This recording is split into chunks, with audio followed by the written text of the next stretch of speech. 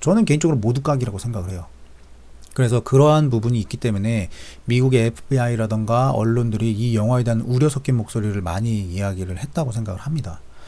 이러한 부분들은 스토리에 전반적으로 묻어나 있기 때문에 스포일러가 들어갈 수밖에 없어서 지금부터는 스포일러에 관련된 리뷰를 말씀드리고자 하겠습니다. 지난 영상에서 제가 어떤 얘기를 드렸냐면요, 장티푸스 관련돼서 이야기를 드렸어요. 그래서 그 하수구에 있는 쥐가 아서다라고 얘기했는데 여기서 조금 더 확장해서 말씀을 드릴게요. 쥐, 장티푸스로 옮기는 쥐는 누구라도 될 수 있어요.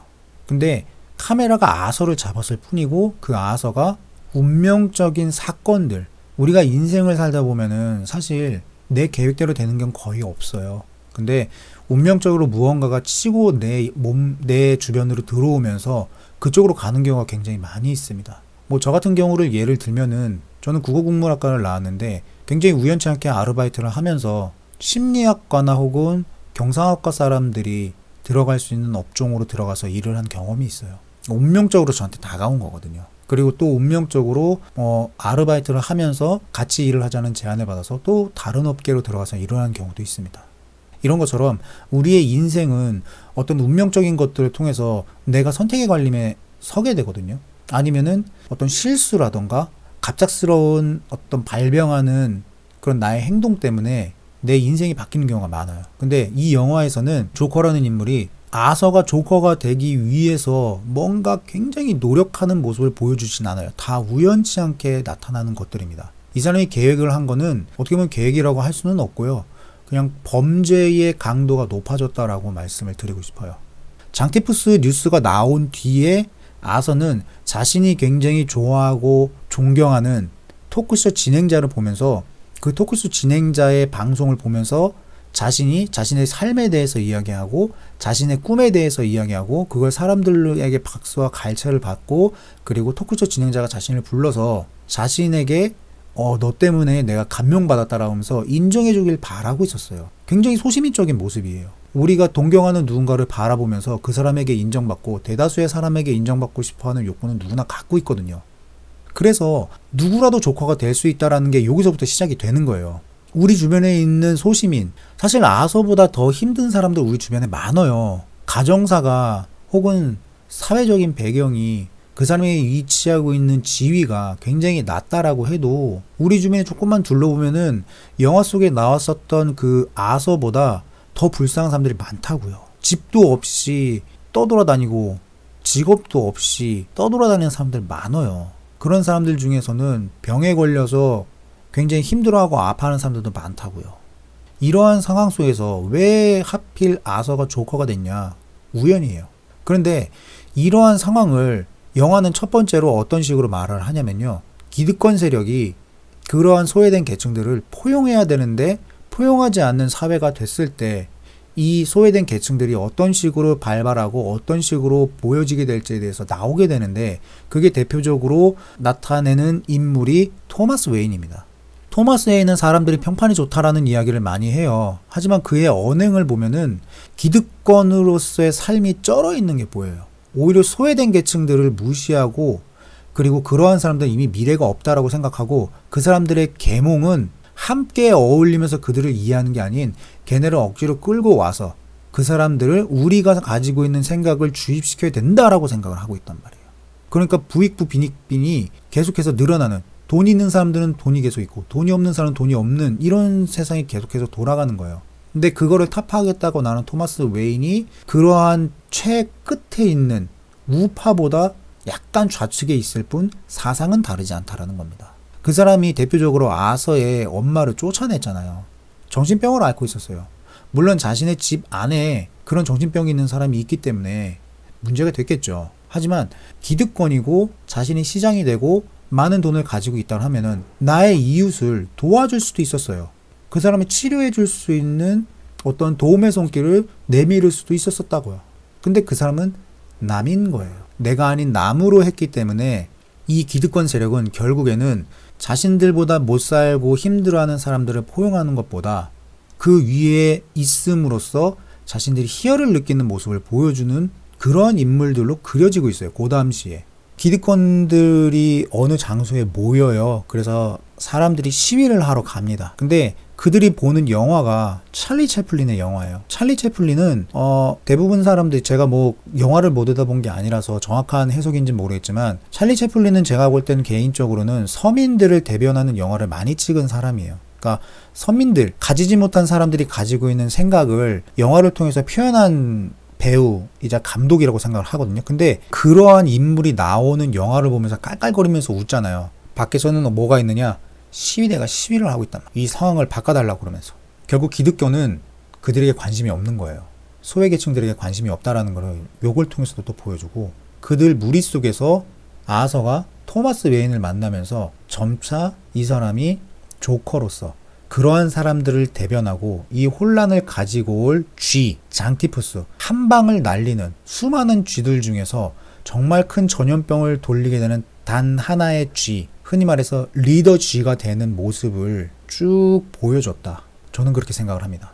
그래서 영화가 곳곳에 있는 장치들을 보고, 그리고 호아킨 피닉스의 연기를 보고 그의 표정을 보면서 이 사람이 사람들에게 인정받고 싶어 하고, 밝은 빛 속에서 사람들이 자신을 보면서 박수와 갈채를 줄 때는 굉장히 소녀와 같은 표정을 짓고 부끄러움을 타면서 표정도 입가에 눈에 희열과 사랑이 넘치면서 보여주는 그런 연기를 보시고, 그와 동시에 자신이 무시당하거나 혹은 배척당하거나 혹은 저 사람들이 나를 위협하려고 할 때, 지하철에 괴인 3명이 자신을 위협하려고 할 때 웃으면서 눈은 울고 있는 그러한 연기들을 보시면, 그러면은 이 영화가 주는 메시지와 동시에 호아킨 피닉스가 소시민을 대변하고 그리고 아서르의 모습을 보여주는 그러한 소시민적 인물이 어떠한 일련의 운명의 사건들을 통해서 삐뚤어지면서 바로잡을 수 있는 그런 포인트가 있는데, 그 포인트를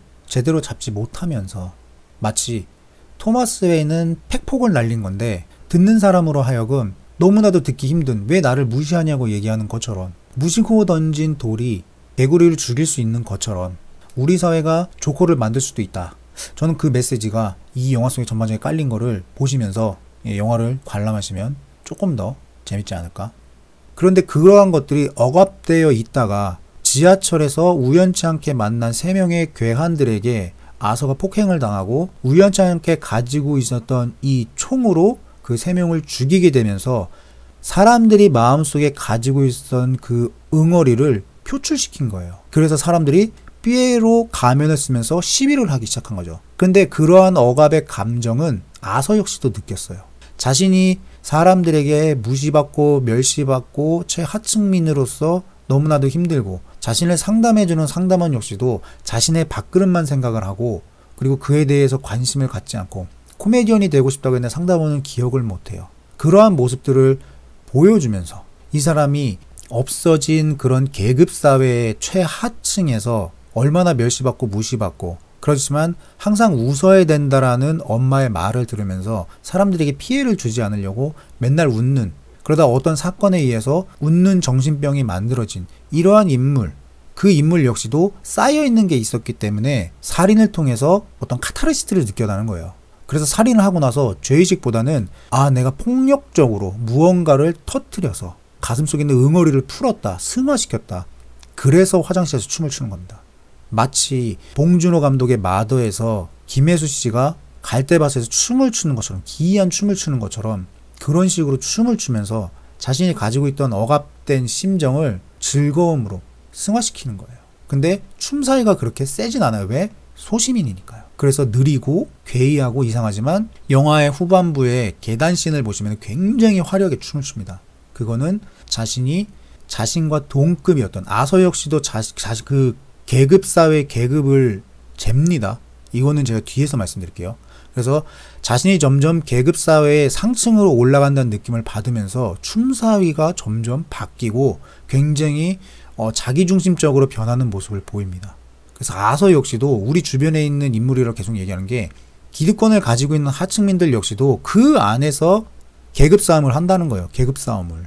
나는 쟤보다는 낫지, 쟨 나보다 낮아, 이런 식으로 한다라는 거예요. 아서 역시도 그런 인물입니다. 그거는 이따가 제가 말씀을 드릴게요. 그래서 이러한 상황이 있기 때문에 고담 씨가 살인사건에 의해서 가지고 있던 응어리가 폭력적으로 터지게 된 겁니다. 우리가 화가 나면 소리를 지르거나 아니면 뭐 펀치를 친다거나 뭔가 굉장히 폭력적인 걸 보이면서, 그리고 굉장히 매운 거를 먹으면서 어떤 자극을 통해서 풀라고 한단 말이에요. 그런 것과 약간 유사하다고 보시면 돼요. 그렇게 화가 나서 풀었을 때 죄책감을 갖는 경우가 원래는 정상이지만 너무나도 억압되어 있었고, 그리고 정신적인 병을 앓고 있고 사람들과 다르기 때문에 죄책감보다는 쾌락이 더 셌다. 저는 그렇게 말씀드리고 싶어요. 자, 그러면 이 아서는 왜 조커가 될 수밖에 없나? 이거 다르기 때문에 그래요. 그 하층민들 속에서도 다른 삶을 살고 있어요. 약간 이상해요.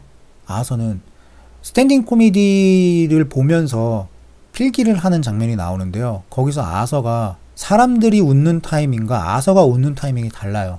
근데 여기서 잠깐 제가 웃음소리에 대해서 말씀을 드릴게요. 아서가 처음으로 진실되게 웃는 장면이 있어요. 그 어느 장면이냐면요. 사장에게 불려가기 전에 난장이를 놀리는 장면이 있어요.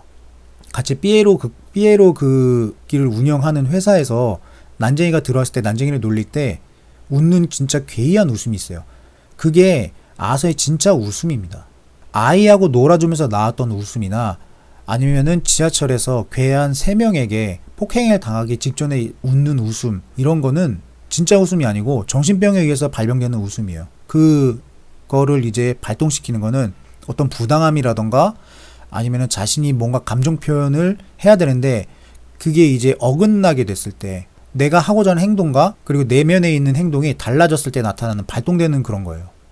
아이하고 놀아줬을 때 아니 하면서 나는 놀아주려고 했는데 이제 웃어버렸잖아요. 그러니까 자신이 표현하고자 하는 내적인 그 심리와 외적으로 발달되야 되는 게 이게 어긋나게 되면 웃기 시작해요. 그런데 진짜로 웃는 웃음은 이렇게 웃는단 말이에요. 가짜 웃음은 하하하하하하하하 이렇게 웃는단 말이죠. 그 기괴한 웃음이 아서의 진짜 웃음이에요. 그래서 웃다가 갑자기 정색하면서 들어가잖아요. 웃음을 딱 멈출 수가 있는 거예요. 우리도 웃다가 아유 하면서 웃음을 멈추잖아요. 그런 게 가능하다라는 거죠. 그게 진짜 웃음인 거죠. 그런데 이 포인트가 달라요. 사람들과. 스탠딩 코미디 장면을 보면은 아서가 웃을 때하고 사람들이 웃을 때 포인트가 달라요. 이게. 그래서 아서는 약간 이상한 사람인 거예요. 그거를 아서가 혼자 웃다가 나중에 스탠드 코미디의 그 장면이 뒤쪽으로 가면 갈수록 웃음소리를 사람들과 맞춥니다. 그러니까 자기 자신이 중심에 있는 게 아니고 내가 남들에게 어떻게 보여지느냐, 내가 정상인처럼 보여주고 싶다라는 욕구를 계속해서 보여주고요. 그 다음 장면에서 자신의 일기장에다가 글을 쓰면서 왼손으로 쓰게 됩니다. 왼손으로 삐뚤빼뚤하게 내가 정상인처럼 보이려고 하는 게 가장 힘들다라고 이야기를 해요. 근데 왼손으로 썼단 말이죠. 이거는 우리 그 패닉의 왼손잡이라는 노래가 있어요. 그거와 마찬가지로 오른손을 많이 쓰는데 왼손은 굉장히 소외된 혹은 우리가 사용하지 않는 그런 걸로 영화나 혹은 매체나 콘텐츠에서 사용을 하거든요. 왼손잡이라는 거. 그래서 왼손으로 이렇게 삐뚤빼뚤하게 글을 쓰면서 그 메시지를 강력하게 전달을 한 거예요. 나는 남들과는 다르다. 그러면 이런 다른 사람들은 어떻게 해야 되겠어요? 가지고 있는 사람, 기득권에서 그들을 보호해주고 그들이 어긋나지 않게 사회 안전망을 만들어줘야 되는데 기득권은 그러지 않았다는 거예요. 그래서 조커는 누구라도 될 수 있고요. 그러한 조커 속에 나온 아서의 모습을 보면서 내가 감정이입이 될 수 있어요. 이거 굉장히 위험한 겁니다. 나도 내 상황이 저런데? 나도 저러한 감정을 가지면서 살아가는데? 나도 한번 조커가 되어볼까? 비극과 희극은 종이 한 장차. 그러면 모방 범죄가 시작되는 겁니다. 그래서 FBI나 미국의 언론에서 굉장히 우려 섞인 목소리를 이야기하는 거예요. 근데 지금 사회가 어떻게 되죠? 기득권과 비기득권의 차이가 점점 두터워지고 있어요. 그래서 돈을 가지고 있는 미국의 재벌들이 세금을 많이 내겠다라고 얘기하는 게 그런 겁니다. 월가에만 돈이 돌고 있고 그 외의 곳에서는 돈이 돌지 않고 있어서 굶주리고 있고, 실리콘밸리 근처에서는 미국 사람들이 캠핑카 같은 곳에서 살면서 제대로 된 식사나 아니면 제대로 된 잠을 자지 못하는 경우가 생기고 있어요. 이러한 응어리를 어떠한 신호 혹은 누군가가 사람들의 공감을 얻는 순간 누구라도 조커가 될 수 있어요. 현재 상황에서요. 그래서 미국 언론에서 심각하게 이 영화를 바라봤던 겁니다. 평론가들이 그래서 이 영화는 위험할 수도 있다라고 얘기한 게 바로 그런 거예요. 물론 PC적인 거에서는 저는 할 말은 없어요. 하지만 사회적인 문제점을 보여주는 거에서는 사람들의 공감을 얻을 만한 그런 너무 리얼리티한, 그리고 그런 리얼리티를 호아킨 피닉스가 연기를 통해서 너무나도 사람들에게 깊이 있게 전달해 주기 때문에 이 영화를 조커가 나오는 액션 영화, 우리가 알고 있는 조커에 대해서 생각을 가지지 않고 한 인물에 대해서 혹은 사회적인 현상에 대해서 바라보면서 내가 이 영화를 보겠다고 하면은, 그러면은 굉장한 감정이입이 될 수가 있는 영화입니다. 그래서 저는 이 주제가 우리는 누구나 조커가 될 수 있기 때문에 그러한 조커가 될 수 있는 사람들을 없애려면은 우리 기득권들 지금 보여주는 모습에서 어떤 식으로 해야 되는 게 맞을까? 난 정답은 모르겠는데 이렇게까지 될 수도 있으니 우리는 그런 걸 막아보도록, 가지고 있는 사람들이 없는 사람들을 손을 잡고 그들이 어긋나지 않게 도와줘야 되지 않아 라는 메시지를 전달하고 있다라고 생각하고, 이와 동시에 가지고 있지 않은 사람들, 당신들은 이렇게 삐뚤어질 수가 있으니 이런 생각하지 마 라는 것까지도 가지고 있는 영화라서 저는 그렇게 상을 탔다고 생각을 합니다. 엄청난 영화라고 저는 그렇게 봤어요. 자, 그럼 뭐 때문에 이렇게 근거 없이 이렇게 주절주절 거리느냐. 근데 저와 비슷한 느낌을 받으면서 보셨었던 희극과 비극은 종이 한 장차, 혹은 그 리뷰를 보면서 추천을 눌렀었던 분들은 이 느낌을 좀 받으셨을 것 같아요. 제 개인적인 생각엔. 그러면은 요거에 대해서 좀 더 자세히 말씀을 드릴게요. 계속해서 제가 말씀드리지만은 아서는 굉장히 우연치 않은 사건들을 겪으면서, 큰 사건들을 겪으면서 조커로 성장하는 인물이에요. 근데 제가 앞에서도 말씀드렸듯이 아서 역시도 그러한 계급사회에 쪄들어 있는 사람입니다. 아서는 자신보다 더 위에 있는 사람, 즉 기득권층을 바라보고도 있고요. 그리고 자신보다 낮은 혹은 동급인 사람들 역시도 다 기준을 세워서 그러한 형식으로 대하고 있어요. 기득권은 당연히 아서보다 정상적인, 그리고 돈을 더 많이 가지고 있는 그러한 인물들을 우리가 지칭할 수 있고, 그 대표적인 인물이 토마스 웨인이고요. 그럼 자신과 등급인 사람은 누구일까요? 총을 줬던 친구와 엄마입니다. 그리고 여기서 조금 더 나가면은 정신과 상담을 했었던 의사까지도 같은 동급으로 볼 수 있어요. 그런데 이 세 사람을 자세히 보면은 아서를 대하는 게 자기중심적으로 해요. 근데 아서는 항상 자기중심이 아니고 다른 사람들에게 맞춰가면서 삶을 살려고 했고, 그런 것 때문에 웃음병이 생겨버린 거거든요. 그래서 자신의 진짜 웃음소리와 가짜 웃음소리가 다른 겁니다. 그런데 이 동급으로 생각했었던 사람들이 자신에게 해가 된다라고 생각하는 순간 그들을 밟아버렸는데, 그 밟는 걸 어떻게 하느냐? 살인을 통해서 합니다. 그래서 자신의 엄마도 죽였고요. 그리고 자신에게 총을 줬던 그 친구 역시도 죽였어요. 어떻게 보면은 엄마는 자기보다 밑에 있는 사람이에요. 왜냐하면 몸을 제대로 가누지 못하는 늙은 사람이잖아요. 근데 자신은 젊잖아요. 그러다 보니까 엄마보다는 자기가 위에 있는 거예요. 그래서 자신보다 동급이지만 살짝 밑에 있는, 자신을 배신했었던 그런 사람을 죽임으로써 그 사람을 밟고 올라갔고, 하지만 이 사람이 엄마잖아요. 그러니까 이 사람을 밟고 올라갔어요. 그럼 그 위에 있는 사람은 누구예요? 총을 줬었던 친구예요. 총을 줬었던 친구는 자기보다 훨씬 더 위에 있는 사람입니다. 덩치도 크고 힘도 세고, 그리고 자신보다 법적으로 문제가 되지 않는 인물이죠. 그래서 총을 줬을 때 나는 이게 불법이야, 가지고 있으면 안 돼 했지만 우리 친구잖아 그랬을 때 자신을 도와주는 그런 인물이었는데, 그 사람을 죽임으로써 한 번 더 위로 올라갑니다. 이 장면에서 제가 왜 이 이야기를 하냐면은, 이 장면에서 난쟁이를 죽이지 않아요. 왜 난쟁이를 죽이지 않을까요? 잘해줘서? 잘해준 거 없어요. 오히려 난쟁이를 놀렸어요. 그리고 난쟁이를 비웃었단 말이에요. 진짜 웃음을 보여줬었던 첫 장면이 난쟁이를 놀릴 때였다니까요. 난쟁이 왜 안 죽였을까요? 자기보다 키가 작잖아요. 같이 장애를 가지고 있고 완전히 똑같은 동급이에요. 자기보다 나이가 많은 것도 아니에요. 엄마도 아니에요.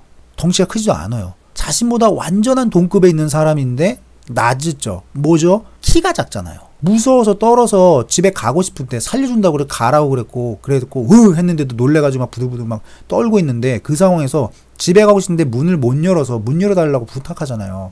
그러니까 이 난쟁이 친구는, 키가 작은 이 친구는 문조차도 못 여는 거예요. 그러니까 자신이 자기 아서가 할 수 있는 굉장히 단순한 일도 못하는 인물인 거예요. 그러니까 살려준 거예요. 왜? 얘는 나보다 못하니까. 그러니까 자신에게 잘해줬다라고 얘기를 하는 거예요. 근데 그 잘해줬다라는 단어가 사실은 넌 나보다 못하니까 내가 살려줄게, 내가 너를 배려해줄게 인 거예요. 근데 요거를 기득권과 가보세요. 기득권인 이 토마스 웨인은 세 명의 월가에 다니고 있는 금융 쪽에서 일하고 있는 흔히 말해서 돈이 굴러가는 곳에 있는 이 세 명이 죽었을 때 피에로 분장을 하고 있는 이 인물은 비겁하고 숨어있는 사람으로서 비하했단 말이죠. 그러니까 아서가 그걸 듣고서는 다리를 떨면서 막 어쩔 줄을 몰라 한 거예요. 화가 난 거죠. 사실 그렇게 됐으면은 일반적인 사람들이 들고 일어나기 직전에 어떤 식으로 얘기를 했었냐 하면은 이 문제점을 극복하기 위해서 우리 가지고 있는 기득권이 그 사람들을 포용해야 된다고 얘기를 했어야 위로가 되는 거예요. 하지만 그들을 배척했단 말이에요. 아서는 그러지 않았어요. 자신보다 낮은 사람을 살려줬단 말이에요. 죽이지 않았단 말이죠. 이런 극단적인 모습을 보여주면서 비교를 해놓는 것도 이 영화에서 볼만한 묘미입니다. 그리고 이 아서는 제가 말씀드렸지만은 자기중심적으로 변하면서 춤사위가 바뀌어요. 원래 아서는 어떻게 하려고 그러냐면 자신이 짝사랑했던 여자가 머리에 총으로 쿵 하고서는 그 총 쏘는 모습을 보여줬을 때 그때 그거에 영감을 받아서 자신이 굉장히 존경하는 토크쇼에 가서 자살을 하면서 마무리를 지으려고 한 거예요. 노크 하고선 총 꺼내서 빵 하고 죽으려고요. 그런데 금융권에 있는 3명을 죽이면서 가장 상층에 있는 사람을 죽이면서 우연치 않게 죽였죠. 하지만 다시 계단을 밟아가면서 자신과 동급인 사람들 죽이면서 점점 위로 올라가면서 그리고 경찰들까지 금융권에 있는 사람보다 더 높이 있는 권력을 가지고 있는 사람, 어떻게 보면 금융권에 있는 이 세 사람도 일반인이죠. 일반인이 아닌 권력을 가지고 있는 이 두 형사를 혼수 상태를 만들면서 자신이 계속해서 단계를 밟고 올라간 거예요. 어디까지? 자신이 존경하는 그 인물이 있는 위치까지 자신이 올라가게 된 겁니다. 그래서 죽으려고 했는데 굳이 죽을 필요가 없는 거예요. 자신감이 넘치거든요. 근데 그거는 살인을 통해서 나타난 자신감이에요. 아, 내가 얘네들을 죽였어. 이 계급 사람 죽였어. 이 계급 사람 죽였어. 이 계급 사람을 굉장히 놀라게 했어. 그런 식으로 밟고 올라가면서 마지막에 토크쇼 진행자를 죽이게 되는 겁니다. 근데 원래 자신이 죽으려고 했는데 죽을 필요가 없는 거예요. 자신의 친구를 죽임으로써 그리고 형사들을 혼수 상태로 만들면서 그리고 자신이 죽였다는 거를 밝힘으로써 내가 이 정도 사람이야. 즉 이 정도 계급에 있는 사람까지 죽여서 나는 지금 자신감 뿜뿜이야. 그러니 나는 나 중심대로 내가 생각하는 대로 살 거야. 라고 하면서 자신이 죽는 게 아닌 토크쇼 진행자를 죽임으로써 세상에 혼돈을 가져오게 된 겁니다. 그래서 그가 조커가 된 거예요. 그러면 우연치 않은 살인이 그에게 시너지를 넣었을까요? 그거는 아닙니다. 그 전에 굉장히 사소한 범죄를 저지르면서 범죄 강도 역시도 올라가요. 사람을 죽이면서 계층에 있는 사람을 죽이면서 이 사람이 위치까지 자신이 어느 정도 위치까지라고 생각하면서 올라가는 것처럼 범죄 강도도 점점 세진다는 말이에요. 처음에는 몰래 총을 가지게 돼요. 근데 그거 자기 가지면 안 된다고 하는 그 인지가 있어요. 인식을 해요. 그거를. 이게 범죄인 걸 인식을 합니다. 근데 실수로 총을 쏘고 난 뒤에 그게 들키지 않아요. 그러면서 나 들키지 않았네? 그럼 나 총 가지고 있어도 되네? 라고 생각하면서 어린이 병동에도 총을 가져가는 대담함을 보여준 겁니다. 하지만 거기서 한번 꼬꾸라지죠. 하지만 이 총은 계속 들고 다녀요. 그리고 거기와 동시에 어떤 일을 발생시키느냐? 스토킹을 합니다. 엘리베이터에서 만난 그 여자를 혼자 반해서 짝사랑을 하게 돼요. 근데 그 여자를 스토킹한단 말이에요. 처음에는 남들 모르게 자기 혼자서 했었던 범죄를 저질렀다라고 하면은 두 번째는 그 누군가를 몰래 미행하는 범죄를 저지르게 됩니다. 그러면서 조금씩 범죄 강도가 늘어나는데 이 범죄가 올라갔다가 다시 내려갔다 올라갔다 다시 내려갔다 올라갔다 다시 내려갔다 그래요. 토마스 웨인을 찾아갔을 때 밑으로 내려가서 냉장고 안에 들어갔다가 다시 또 토크쇼에서 오라고 그러면서 자신감이 올라갔다가 계속해서 롤러코스터를 타는 거예요. 근데 그건 전부 다 우연, 계획과 우연이 연동지어지면서 진행되는 거죠. 무슨 얘기인지 아시겠죠? 그래서 아서라는 인물이 우리 주변에 있는 굉장한 소시민들 그런 사람들을 대변하는 거고 그러한 소시민들 중에서 누구라도 조커가 될 수 있다. 제가 계속해서 말씀드리지만 이게 영화 전반에 완전히 다 깔려 있는 거라고 저는 봤어요. 그래서 이 영화는 굉장히 위험한 영화라고 미국에서 얘기했다라고 하는 게 저의 결론입니다.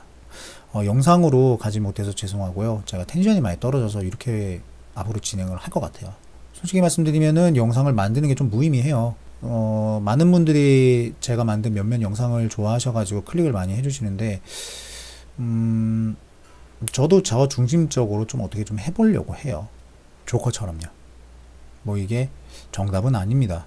인생에 정답은 없으니까요. 하지만 제 개인적 생각에 요 전 영상에서 말씀드렸지만 현재 영화를 보시는 관객들의 수준이 굉장히 올라갔기 때문에 이런 리뷰가 지금은 사람들에게 환호는 받지 못해도 아 이렇게도 우리가 영화를 들을 수가 있구나, 영화에 대해서 탐구할 수 있구나 라는 정도의 장을 하나 이렇게 똑 놓는, 알바끼처럼 놓는 그런 건 되지 않을까 하는 생각이 듭니다. 그래서 여기 리뷰 이렇게 마치도록 하고요. 다음에 다른 영화 보고 그걸 통해서 여러분들에게 말씀을 드리도록 하겠습니다. 바이바이입니다.